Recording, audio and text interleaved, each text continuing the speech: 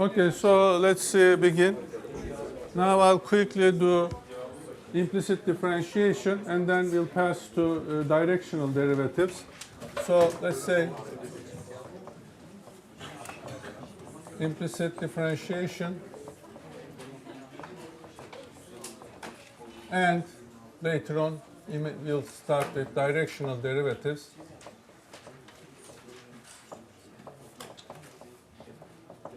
Directional derivatives is a very easy subject technically, but conceptually it gives us a lot of information, so we'll go over it.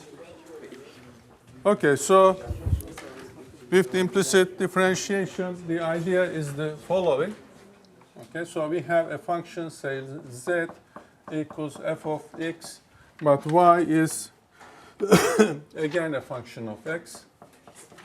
Okay, so you see, we want to find derivative of z with respect to x is equal to what? We can do this in several ways. So implicit differentiation is just another way of doing.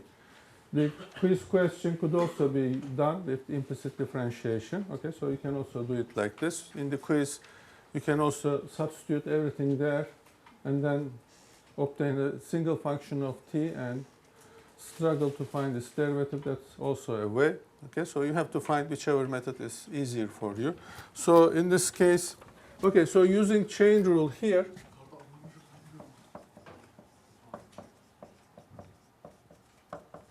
so we have z is a function of x and y, and we understand that y is a function of x. Y is a function of x.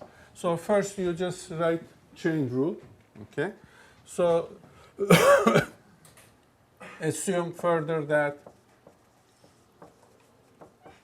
so this is the part that makes implicit differentiation useful. F of x, y is equal to 0.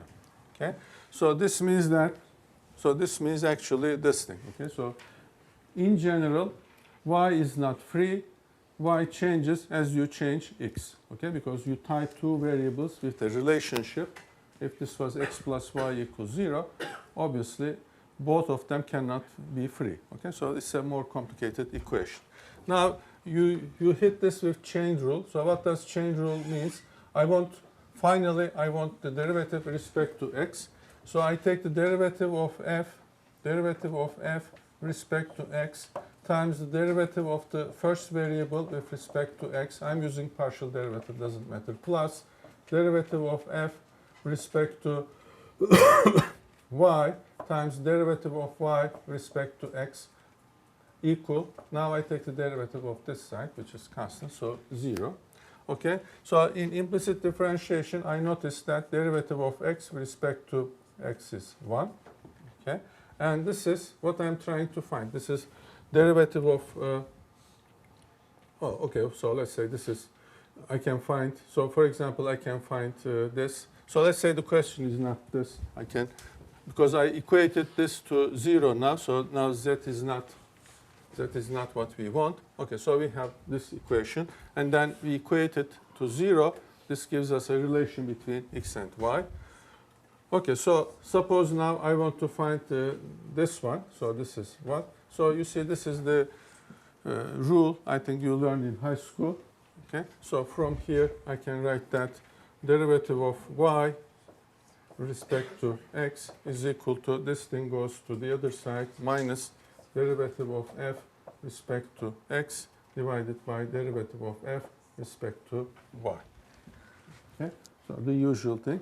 Okay, now here one important thing is that this will make sense if derivative of f with respect to y is not 0. Okay, so if this is 0, in fact, this equation does not define y as a differentiable function of x. It will again define y as a function of x, but at that point there will be at the point where this is 0, this is not going to be identically equal to 0. This is a function of x and y. Okay, you put in numbers, so you are interested at a particular point.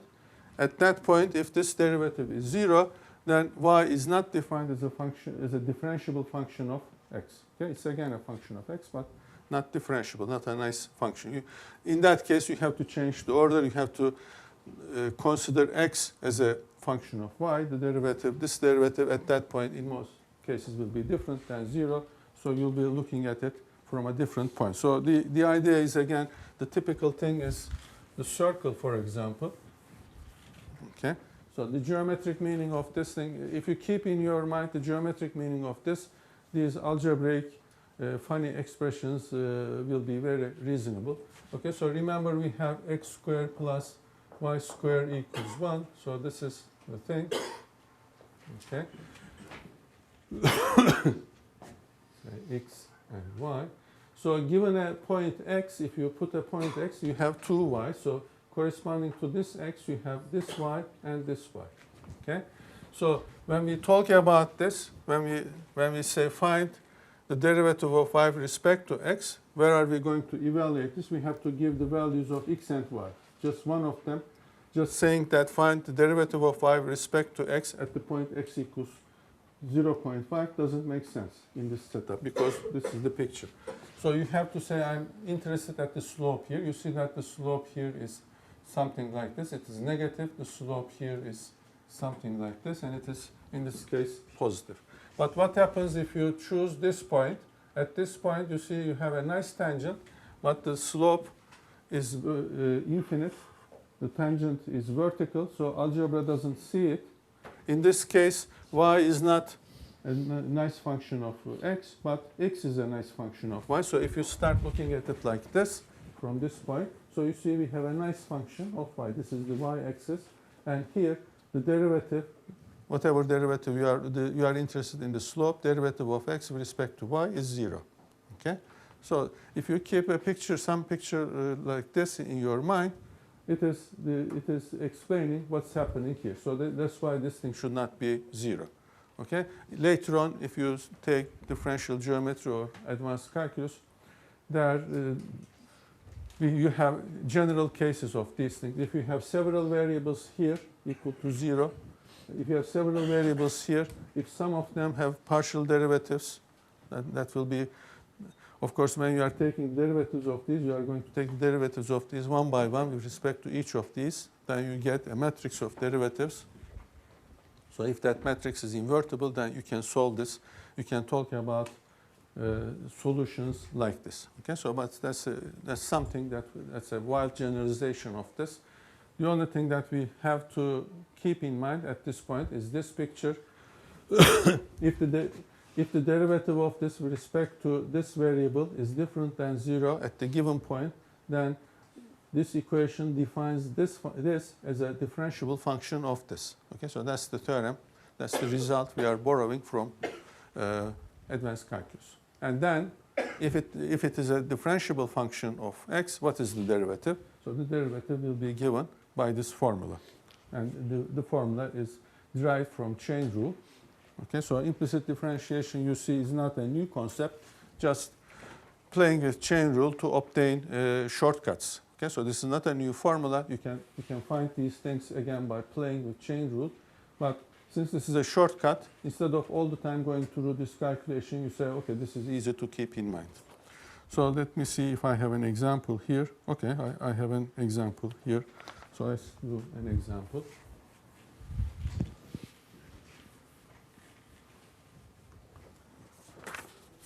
Okay, so I have an example. F of x, y, z is a function. So x cubed plus y cubed plus z cubed plus 6xyz minus 1 equals 0. Okay, so find partial derivative of z with respect to x and partial derivative of z with respect to y. So the point here, I did not give any points, so we'll just, I think it's an example from the book because it is symmetric with respect to x, y, z. Normally, if I invent an example, I try to make it non-symmetric. Okay, so it is understood from here that x and y are free variables Okay, obvious, that's obvious. But why do we, among all infinitely many obvious statements, why do we pick this one? Because in algebra, in a minute, we will use the fact that derivative of x with respect to y is 0, derivative of y with respect to x is 0. They are free means that when one of them is changing, the other one doesn't care. Okay, so this is what we are saying. Okay, so now what we'll do here is take the derivative of this with respect to x. Okay, so let's do this one first. It means that I'll take the derivative of this expression on both sides with respect to x. Derivative of x with respect to x is 1. Okay, so also clearly, okay, so derivative of x with respect to x is 1. Derivative of y with respect to y is 1. Okay, so that's the nice thing about algebra. Once you understand the rules, once you have confidence, and once you know that you are applying the right rule at the right place, you just blindly apply the rule. So now I take the derivative of this with respect to x, just keeping these in mind. So this is 3x squared times derivative of x with respect to x is 1, plus, so I don't take this one because I'll have this as a chain rule. It will give me 0. So here this is 3z squared, but I know z is a function of x, so this is what I want to find, plus 6yz plus 6xy derivative z respect to x equals 0. Okay, so everybody agree? So remember, it is your responsibility. You have 5 seconds to find an error.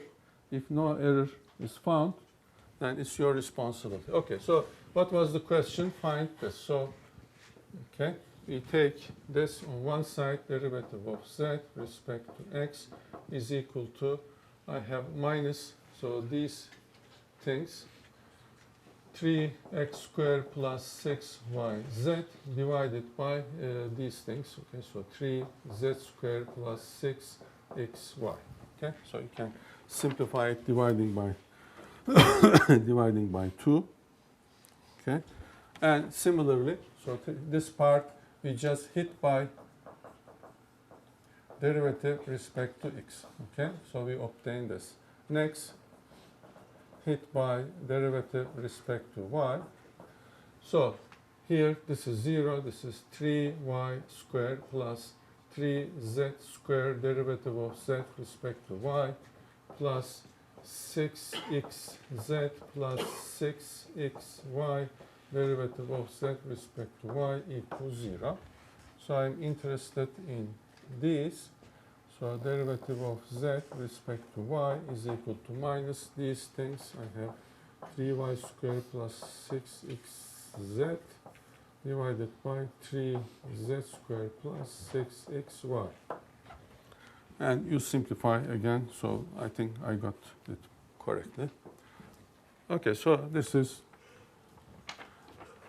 what we do with implicit differentiation. You see, some totally obvious things, when applied at the right place, makes life easier.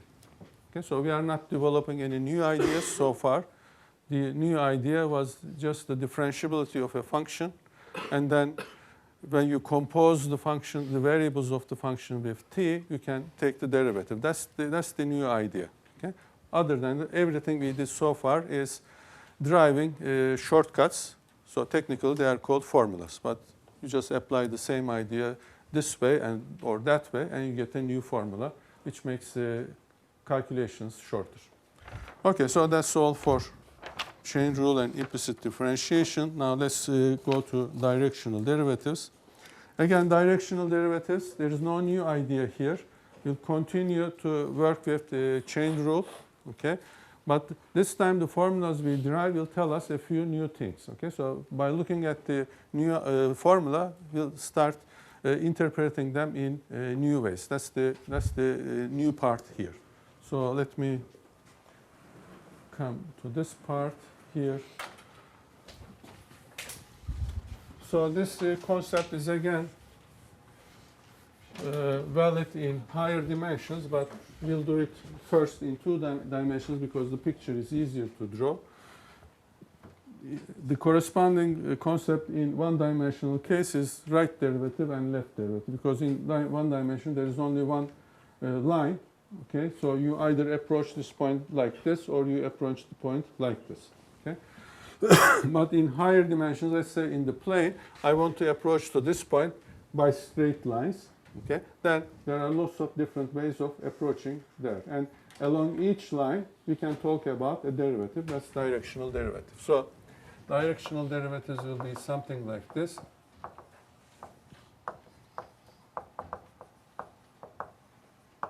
So we have a function z is f of x, y. So in the domain there is a particular point x sub 0, y sub 0. Okay. So consider a line here. Okay.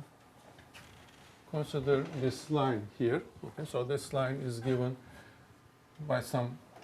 Okay. So let's say there is a vector parallel to this. Say this is vector u, and we choose generally u to be a unit vector. U equals 1. Okay. So a typical point on this line is written. You know how it is. So let us call this point p sub 0. First you go to p sub 0 from the origin, and then you follow the direction of u in any way you like. So that's our parameter. Okay. Now directional derivatives are obtained. The concept arises when you say, let's restrict the function of these two variables to this straight line.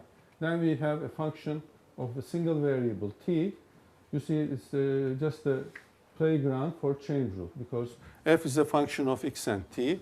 You see, x and t are each functions of this. If I write this, this is x sub 0 plus t. Okay, so let's also give u as a, b. Okay, t times a, y sub 0 plus t times b. So this is my x of t. This is my y of t. So f is a function of x and y. X and y are each functions of t. So this is a chain rule, and in fact it's an easy chain rule, because here you see the derivatives of these things are obvious. Okay, and then we take the derivative of this and see what happens. Okay, so restrict f to this line, then it becomes a function of t. What is derivative of f respect to t at that point? So that point is p sub 0, because you see we are interested in this. So first of all, the answer is easy. We just apply chain rule.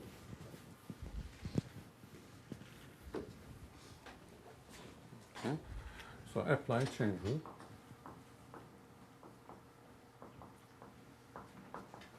So the function becomes, say, z of t, which is f of x of t, y of t. So this is f of x sub 0 plus a, did I say a? Okay, t a, y of 0 plus t b. Okay, and the question now, the algebra question is, what is z prime at 0? Okay, at that point means that I give the parameter for that point. Okay, so the derivative, you see that the derivative is going to be, I take the derivative of this with respect to x, then I put t equals 0, so this is x sub 0, y sub 0, times I take the derivative of this, which is a, then I put t equals 0, but fortunately it is a constant, plus I do the same with the second derivative. Okay, so this is the directional derivative. Okay. We notice that it is in a very nice shape. The formula is very nice. First of all, it tells us that this unit vector appears here. Okay, And no matter which unit vector you use here, these numbers do not change. You see that these do not depend on A, B. Okay, so this is a property of the function. Okay? If you want to take the directional derivative of this function at a point in a certain direction, whatever the direction, first you have to calculate these numbers. Then you check what the direction was. A, B comes there. Okay? So we have to give a name to this thing. We call it the gradient of the function. Okay? So these numbers are required no matter what direction u is used. Okay, so we give it a name. We say we call it the gradient of f at x sub 0, y sub 0, and the definition is this. You use this notation. Okay, so this is the nabla notation, but you don't read it as nabla. If you want to write it in a software, when you say directional derivative, the software doesn't understand, so you say use the nabla notation, that's where you use it. Okay, you read this as like this, the gradient of f at this point. It's just like the derivative of f at a point. First you take the derivative, then you put the number. Remember, if you first put the number, you get a constant. Then you take the derivative, everything is 0. So we trust each other that we will not do it the wrong way. So the definition of this, generally we put a column here saying that, okay, up to now this symbol did not have a meaning, but we are defining this as this one. This part makes sense.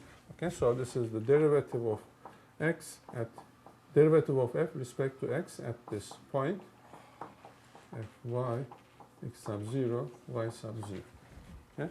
So this is our gradient in two variables. Obviously, you see that if I have more than two variables, this will continue like this. Okay? So for each parameter, I take the derivative of f with respect to that parameter, and in turn, one by one, I continue. I get a vector. That vector is called the gradient of f at that point.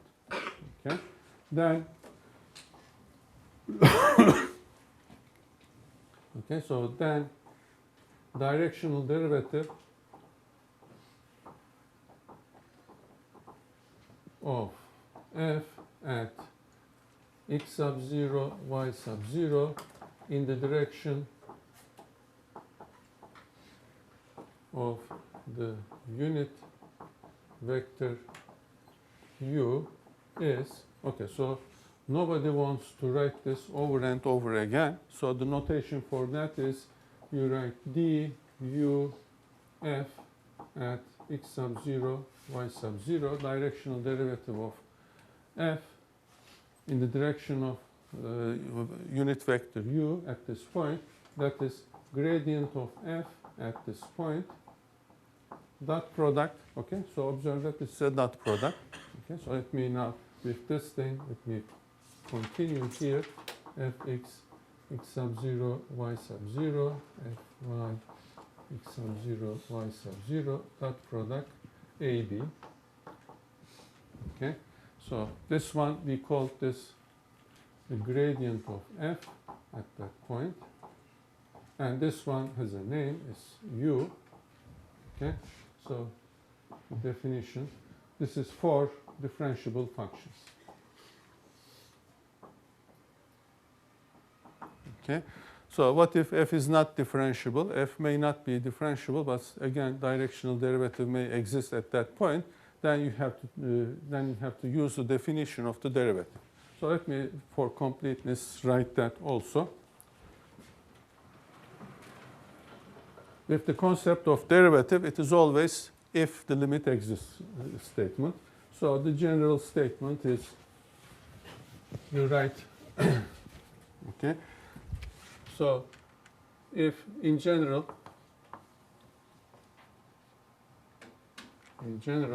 directional derivative in the direction of u of f at p sub 0 is equal to limit as t goes to 0. Okay, so now let us invent something that makes sense. Okay, so I have to implement the parametric equation of that line.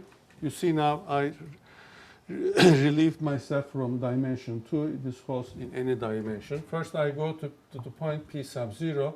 Then I follow the direction of the unit vector u with t. Then I find the difference of this, divide this by t.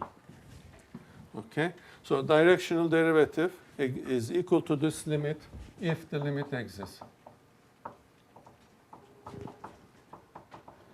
So this is the formal definition, but you use this formal definition only in extreme cases of emergency, when the function is not nice. Okay, if the function is nice, if f is differentiable, then you calculate this derivative, you observe that it is asking for chain rule. Is chain rule allowed for differentiable functions? Yes, then you apply the rule and you derive that formula. Okay? If f is differentiable, then as we did before, this p0 is gradient of f at p sub 0 dot product u. Okay, so observe that when we write it in this notation, now it is clear that we are not restricting ourselves to 2 or 3 variables. In any variable, this will be the same. And in fact, if you force the notation, it is also correct for one-dimensional case, okay? Because a unit vector in one-dimensional case is either +1 or -1, okay? So it is telling you whether you are approaching like this or like that. Okay, so you can define a directional derivative in one-dimensional case like that, but we are not interested in that. We have better ways of understanding one-parameter functions. Okay, so this is the directional derivative. Let me see first let's do an example. Okay.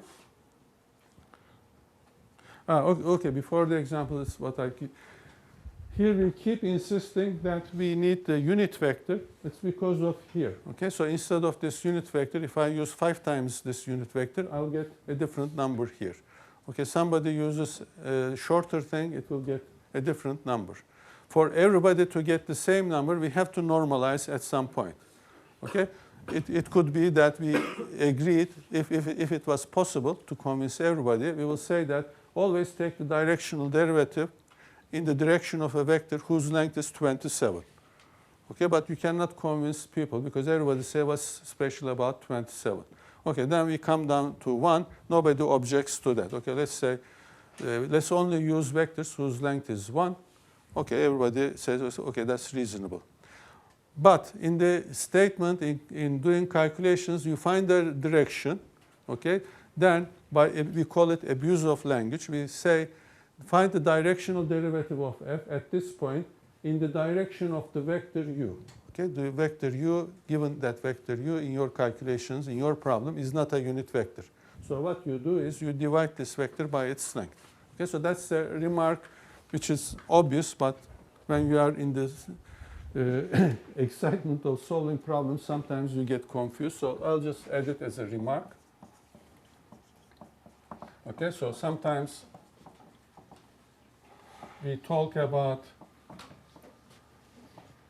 directional derivative of f in the direction of u, x sub 0, y sub 0, evaluated at this point, where derivative of length of u is different than 1.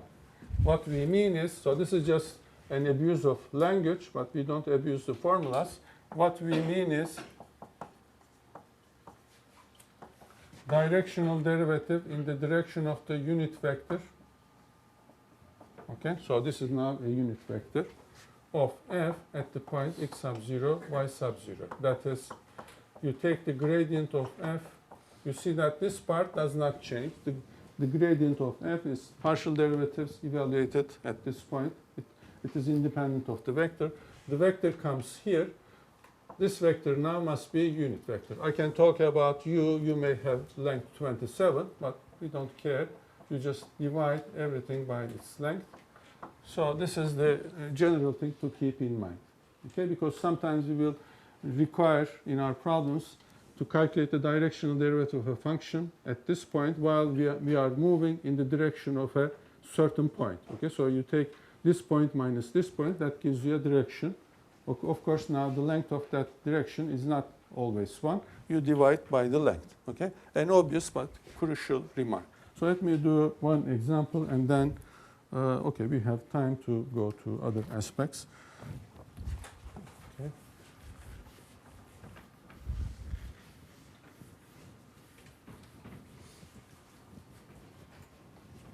Okay, so here I have a non-symmetric function. Find the directional derivative of f of x, y, x, y. Okay, so just two functions. This is x squared plus xy plus y cubed at the point 2, 1 in the direction of the line. So this is just the example I mentioned. In the direction of the line joining our point 2, 1 to 5, 7. Okay, so I think 2, 1 is somewhere here. This is x, this is y. So 5, 7 is probably something here. Okay, so we have this line. We are restricting the function to this line, and we are taking its derivative at this point. So if you parameterize it such that t equals 0 corresponds to this, you write the parametric equations for this line so that at t equals 0 it passes here. You compose it with our function. You get a function of t, take the derivative of that function with respect to t, put t equals 0. In short, find directional derivative at this point in this direction. So first we find the direction. Okay, so here I did all the calculations. So okay, so here say the direction u, not necessarily unit vector, is this minus this. So 5 minus 2 is 3, 7 minus 1 is 6. Okay, I calculate the length of this. 3 kere 3 9, 36, kaç? 45 mi etti? 45. Ha, burada bir yerde yazıyor olması lazım. Tamam. Bu da 3 bölü. Okay, so well, this is square root. So this is equal to 3 square root 5. Okay, so my unit vector is this vector divided by this vector. Okay, so let's change notation so that we don't get blinded by notation. So if I define this time u to be this is 1 over square root 5 and then 2 over square root 5. Okay, so you see that now this is a unit vector. Okay, so what I'm trying to find is a directional derivative in the direction of the unit vector v of f at the point 2, 1. Okay, so first I take the derivative of f with respect to x. Okay, so let me just write this, since this is an example, let me demonstrate what we are doing. Dot product v. Okay, so directional derivative, partial derivative of this is 2x plus y evaluated at x, y equals to 1. And here derivative with respect to y is x plus 3y squared. The whole thing again evaluated at 2, 1. And I multiply it with v. Okay, so let's see. Now this is, I have all these numbers here, so why don't I write? I think it's, this is 4, 5. Okay, so 5. And this is 2, 3, 5. That's why I have 5, 5 here. Okay, so times, now I put these numbers here where the numbers are here. 1 over square root 5, 2 over square root 5. Okay, so 5, 10, 10 over square root 5. Right? 5, 10. No, 15. Okay. so this is 3 over square root. So this is 3 times 5, so this is 3 square root 5. Okay, so this is, you see, the calculations are easy. The only thing to pay attention here is to obtain this unit vector. Okay, so the rest is just, you see, mechanical. You just take derivatives, put in numbers, take dot products. Okay, the only place where you can go wrong is in a haste. You can forget to normalize the direction vector. Okay, so that was one example.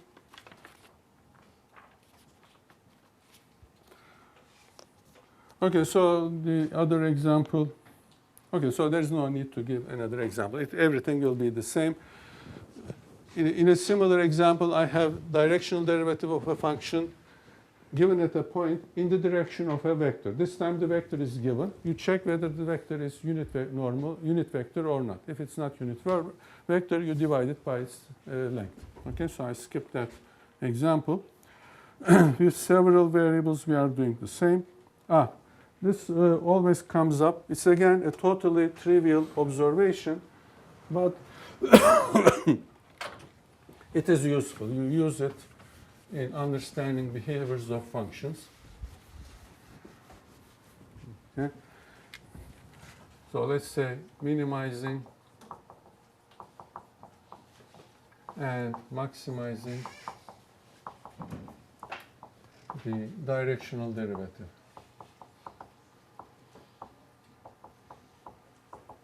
Now, this is a natural concept because remember, directional derivative is a number. You get a number, then if you have a number, the normal question, the reasonable question to ask in a calculus question is what is the maximum of this, what's the minimum of this? Okay? Because we see that as you change direction, the number will change. So when is it going to be maximum? Okay, so this is just a purely algebraic question. Geometrically, what does it mean? You see, directional derivative is a derivative in a certain direction, so it's the rate of change of the function. So in which direction, in which direction the function wants to change fastest? Okay, now this makes sense. Okay, so this is a more meaningful question. We have to find. So you see, if you have a function of 2 variables on the plane, okay, so you stand at this point. You know the value of the function at this point. You want to find the maximum of the function, not the maximum of the directional derivative, f of x, y. Okay, so this is your function. What is the maximum of this? Okay, by looking at this, we know that it doesn't have a maximum, but sometimes the function has some, some pluses and minuses, so it looks as if it's going to be a maximum. In this case, if I had squares here, for example, if I had only even powers here, it is clear that it's going to have a minimum. Okay, so but it will not have a maximum. Then the question is, how can I find the minimum? There are techniques for this thing, but this is one of the rough techniques is the following. Suppose I want to find the maximum, and I know the value of the function here. I find the direction in which the function wants to increase fastest. Okay, so suppose it wants to increase fastest in this direction. Then, depending on my patience, on my software, whatever, I go in this direction by a distance of 0.01. Okay, so you choose this yourself. There, I again calculate in which direction the directional derivative wants to change fastest. Okay, suppose now in this direction. Okay, again, in that direction, I move by a distance of 0.01. So you write a loop. Okay, so then you follow the path. So this function goes, and maybe here it starts to turn around. Okay, so this is obviously a significant point. Here the function has at least a local maximum. It may be larger here, but with this method you found this point. Around here, this function is maximum. Doesn't mean gradient descent comes from gradient? Radiant and gradient. No. So maybe it's this technique, okay? So you see that this is a rough technique, but it gives you an idea. So you start from another point and you again follow the fastest change, and maybe it concentrates here. and then you try it at several points. These are the only two candidates. You calculate the function, say this is larger. Then your expectation is that the maximum of the function is something around that.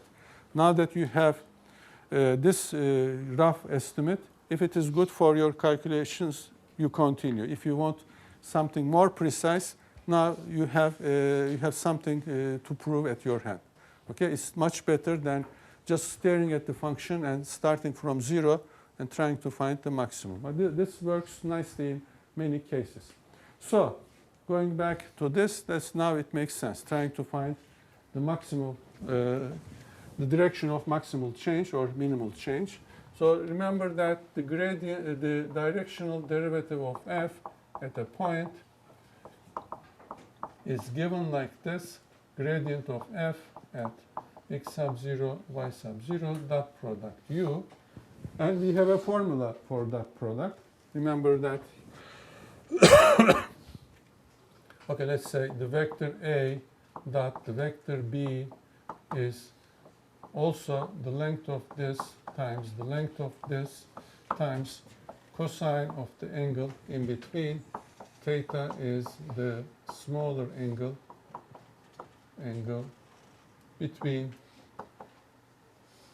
the vectors A and B. Okay, so we have this formula. We apply this formula here. This is the length of the gradient at that point. The length of u is 1. Okay, so times cosine theta. Remember that length of u is 1. Okay, so now this mysterious question suddenly became totally trivial. Okay, because whichever direction you are trying to move, this number does not change. This is the only thing that changes.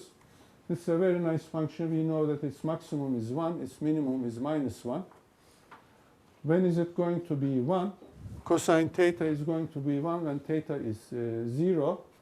Theta is 0 means that the angle between your direction and the gradient is 0. So the gradient shows you a direction. If you move in that direction, you will see that the function wants to increase fastest in that in that direction. So obviously, without reverting to algebra, it means that if you go backwards, the function will decrease fastest. Okay, because if it goes fastest in this direction, then if you were here, it wants to go fastest again, more or less in the same direction. Since now you are looking backwards, it must be the fastest descent. So it's the minimum directional derivative. Okay, so now let's write it. So this says f wants to increase fastest along the gradient of f at that point and decreases fastest